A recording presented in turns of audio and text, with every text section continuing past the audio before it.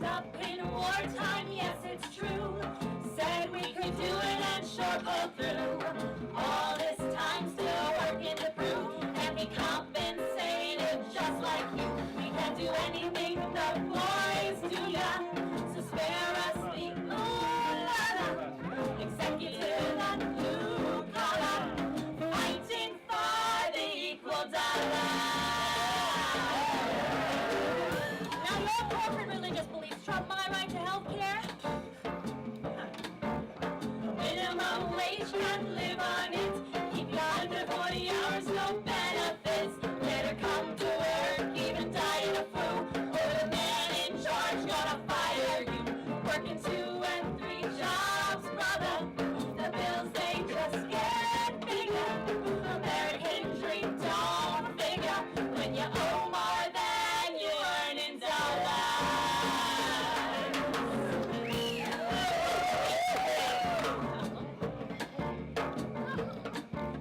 Undocumented workers in the USA, looking for a chance to make their way.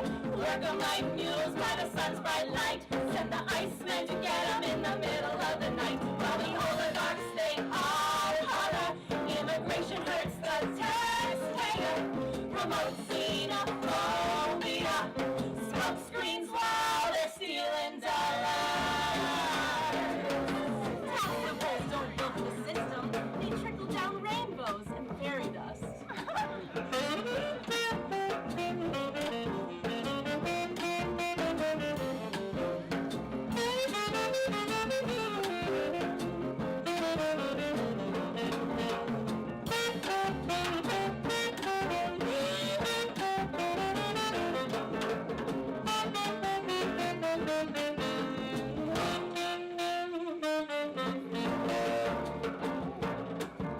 Even company man's gotta fight to survive. Facing downsides, layoff, corporate dive.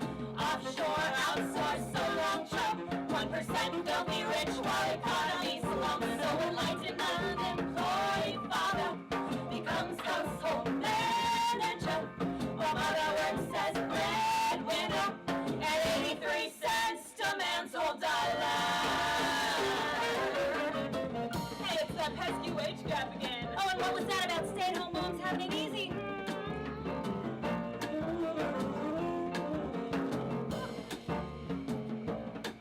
But there's one silver lining, that's that we can still re-envision our society.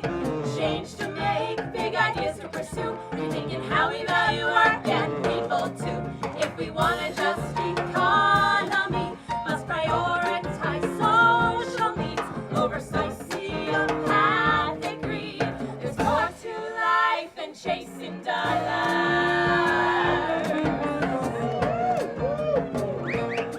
Forget the age of Aquarius. We're past the stage of precarious. Organize today or demise tomorrow.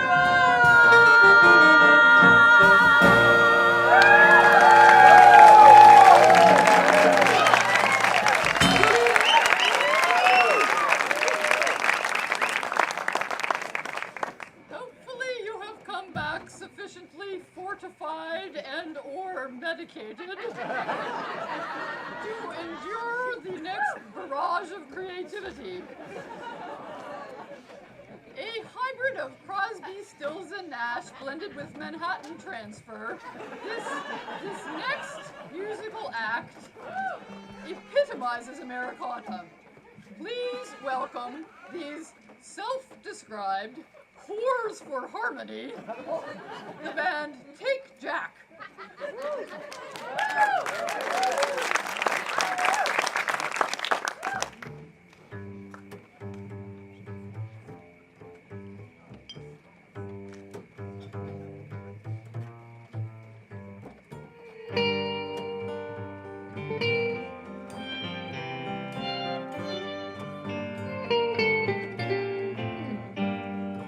Why do we build the wall?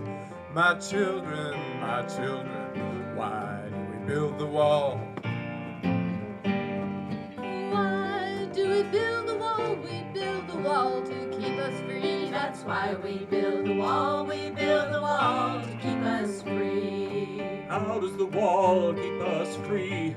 My children, how does the wall keep us free? How does the wall keep us free? The wall keeps out the enemy. And we build the wall to keep us free. That's why we build the wall. We build the wall to keep us free. Who do we call the enemy? My children, who do we call the enemy? Who do we call the enemy? The enemy is poverty, and the wall keeps out the enemy. And we build the wall to keep us free. That's why we build the wall. We build the wall to keep us free. Because they have and they have not. My children, because they want what we have got. Because they have and they have not. Because they want what we have got. The enemy is poverty. The wall keeps out the enemy. And we build the wall to keep us free. That's why we build the wall. We build the wall to keep us free.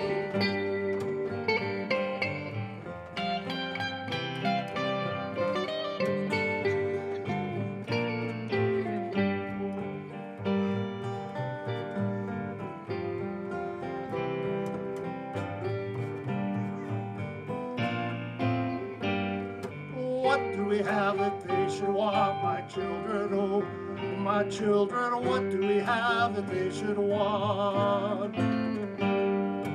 What do we have that they should want? We have a wall to work upon. We have work and they have none. And our work is done. My children, and the war is never won. The enemy is poverty. and the wall keeps out the enemy. And we build the wall to keep us free. That's why we build the wall. We build the wall to keep us free. We build the wall to keep us free.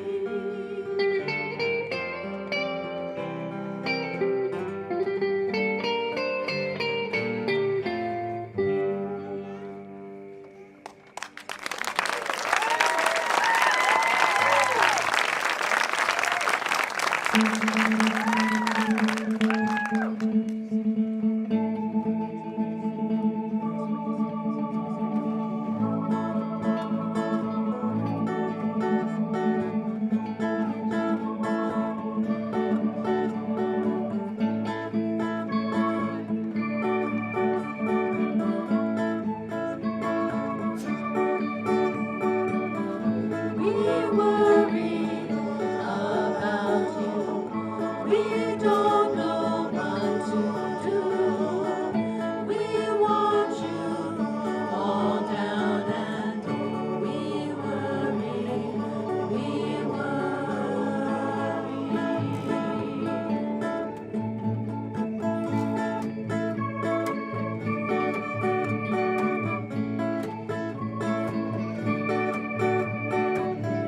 They fill you with numbers. They sugarcoat your food. They want you paying full attention from a plastic chair in an airless room. Everybody wants to tell you what to do. Everybody wants to sell their point of view. Everybody knows somebody who's a problem like you. A problem like you. They're gonna tell you what to do on the radio. Wants to tell you what to do. Everybody on the internet Wants to sell their point of view. Everybody on the internet, knows somebody texting on on a a cell phone. Everybody a problem like you.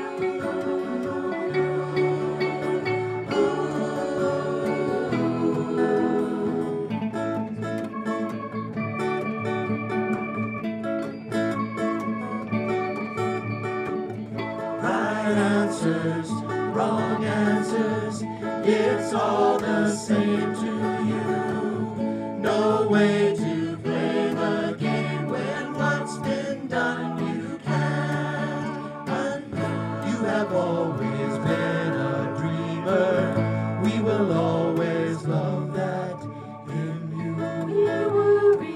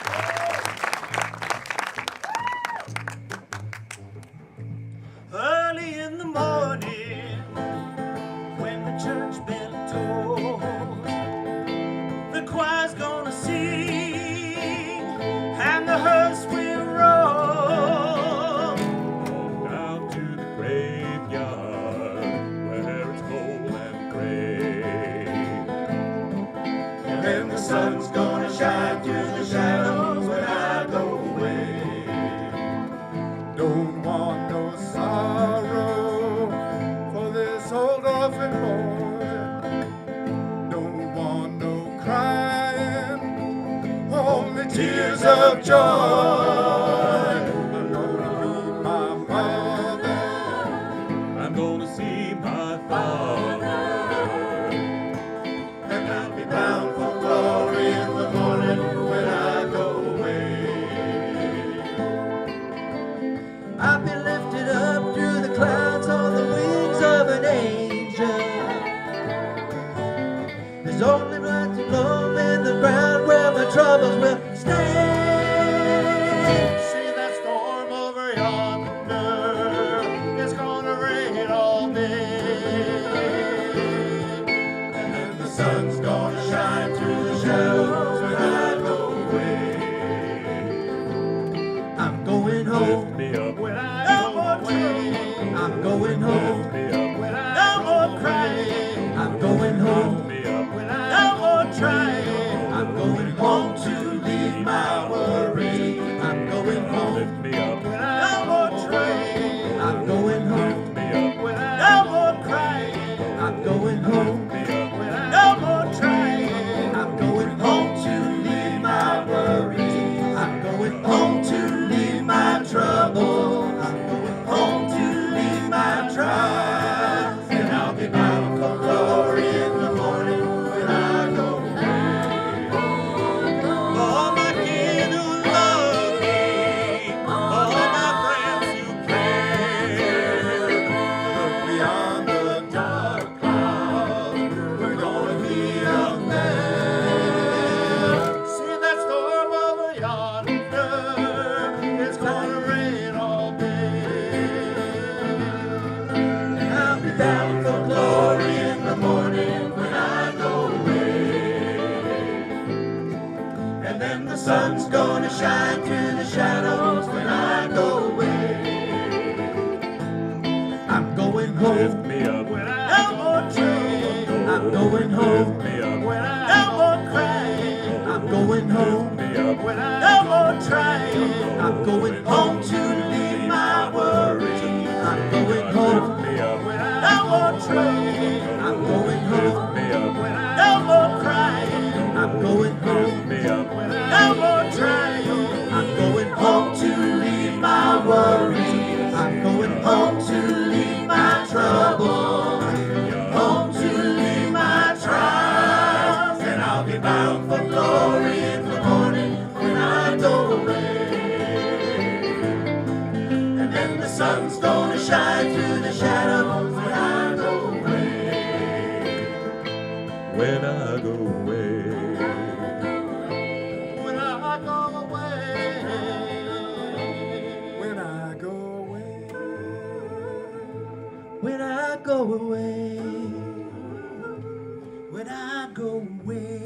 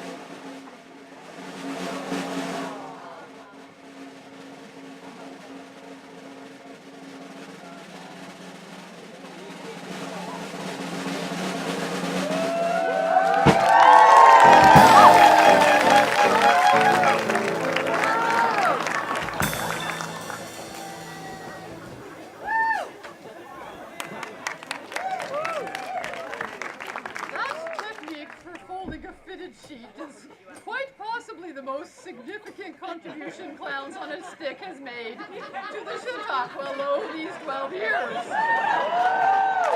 And if any of you feel it might be a more productive use of your time to go home and practice now, certainly no one would blame you. That said, I recommend you stay long enough to hear from our next contributor who will tell his stories of community engagement and mobilization. Davin Cardenas is the lead organizer for the North Bay Organizing Project.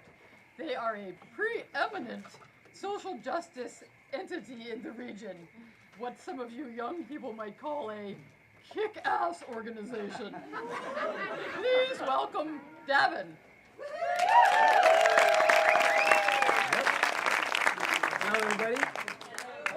So my name is Davin Cardenas, and I'm a community organizer. Can anybody name some historical community organizers throughout history or even in the present time? Saul Alinsky. All right. Mandela, right? Chavez, right? Jesus. Right? So community organizing is a beautiful profession. I love it, but it's also hard to explain. So, when I try to, I tell my mother, well, I'm a community organizer, and she's like, well, what do you do? And I'm like, well, you sound like Sarah Palin. but I always have to speak to her in her terms, which are biblical terms. So I always say that I do what Moses did, right? And beyond Moses doing some absolutely incredible public actions, like, the whole Red Sea bit was pretty impressive. He had to do something before that, right? He had to actually develop a critical consciousness amongst the Israelites so they could understand their own oppression and then fight for their own liberation. So he had to do a lot of the base work. The real organizing is in actually engaging people in the critical understanding of themselves so that they desire to fight, right? I read a quote the other day by Harriet Tubman. She said, I freed a lot of people. I could have freed a lot more if they'd have known they were slaves, right? They would have known they were slaves. So in developing critical consciousness amongst other people, I've also found it's very important for me to even develop critical consciousness in myself, right? And to start looking back and reflecting on my own stories of who I am, why am I even here, what's this all about for me, what created me. We are a composition of stories. And in doing that, I think, I also understand that if we don't own our own stories, tell our own stories, somebody's going to tell them for us. If we don't define who we are, how we are, somebody's going to define us. And there's talking heads in the media right now, 24/7, that are telling your story, our story, somebody else's story. And also, if we don't hear other people's stories, then we jump automatically and almost naturally to assumptions about people, right? So it's important to actually share stories because they produce culture and they produce life and they produce joy and understanding and hurt and pain and glory and all these senses, right? So for me, I always go to an Alinsky quote that was, most humans are an undigested pile of experience. An undigested pile of experience. So for me, I was, my mother's from Mexico, my dad is from Texas, and I was born and raised in Orange County, California. And, being brown and Mexican in Orange County in the 80s wasn't cool at all, right? It was a difficult time. That was kind of almost like Ronald Reagan's bastion right there. And growing up there, of course, like, I would hear a lot of jokes and a lot of things on the schoolyard that made me not want to be me.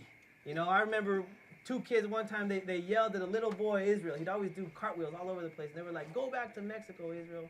And he was like, well, go back to Disneyland, he told him. It was brilliant.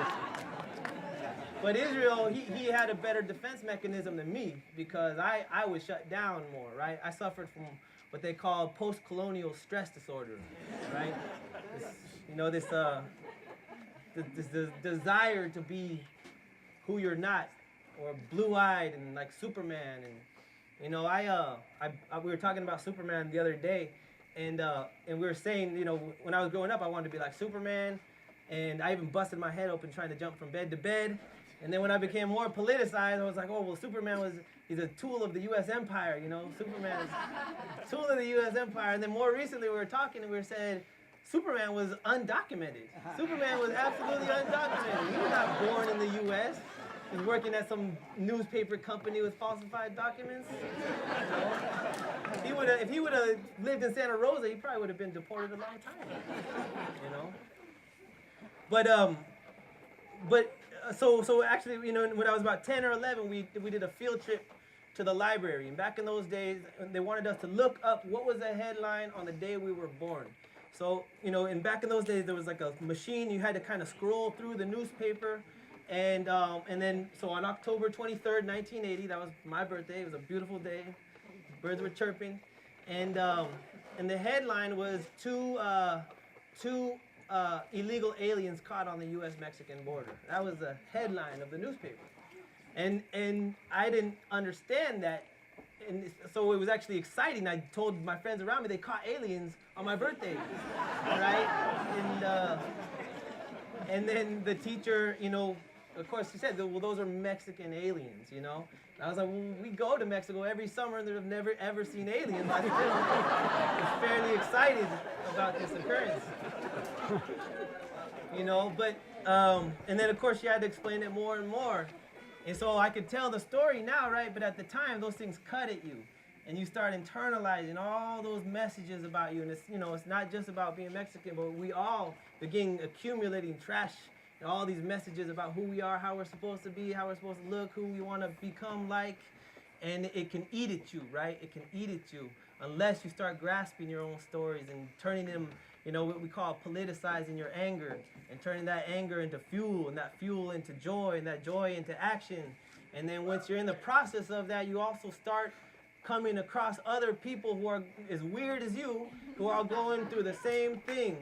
And the more we can start accumulating those stories, we can actually be a force to be reckoned with and turn all of these stories into actual action. You know, we started flooding the, you know, our sheriff, you know, more until about a year ago, he was from the jails. They were deporting about 80 people a month, and so we started flooding his office with frozen popsicles, telling him to break the ice. ICE is Immigration and Customs Enforcement. So, flooding his office with frozen popsicles, break the ice. You know, we were telling a story when we were working on prison to pipeline work, right? The suspension and expulsion rates. So we found a bagpipe player and we did a mock funeral for zero tolerance policies in our school with our superintendent present and our city manager, but we were telling the story of who we wanted to become. And I think for me, the most important thing is that we start figuring out who our, you know, where our values lie, where our stories are, and how we're going to turn them into something better, because I can guarantee that people who share values like us here are probably much more numerous than the people who are running the country with greed and with money and with this selfishness at their core. And so I'm happy that we can be here. And I'm happy we can tell stories and share stories. And I only share mine because I need to. I need to grip it every day because it'll eat me if I don't. And it's kind of my root that I found my own power in. And when we connect with other people who are going through that same struggle, that's when we can have that collective power and turn that into collective action. And in the end, we're going to win because we're much more numerous than the people who are fighting against us. So this is a story here, right? What's happening this evening is a story, and it's joyous, and we should all celebrate it and expand it as far as possible so that in the end, we can win and we can change things. Thank you. Yeah.